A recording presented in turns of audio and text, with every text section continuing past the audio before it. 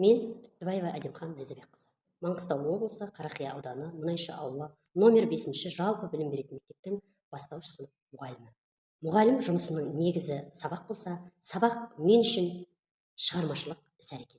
Бастауыш сыныпта білім алушы әр сабақтан оқу бағдарламасына сәйкес материалды игеріп қана қоймай, жаңаны тануға, ізденуге, өз ойын ашық айтуға, еркін сөйлеуге машықтану керек деп ойлаймын.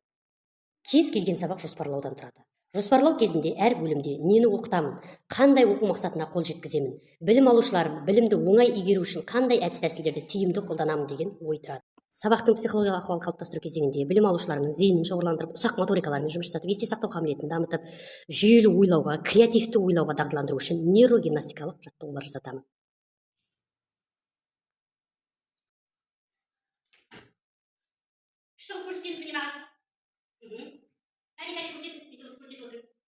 Екіншісін ауыстырамыз, қайтадан ауыстырамыз.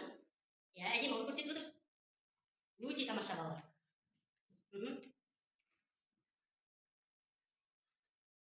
Екінші қолды ауыстырамыз. Жарайсыңдар балалар. Жақсы балалар. Міне. Қазақтың ұлттық аспабы домбыра. Домбыра деген сөзде о дыбысы бар ма? Ортасында кездеседі, тамаша. Бұнға бөлейікші.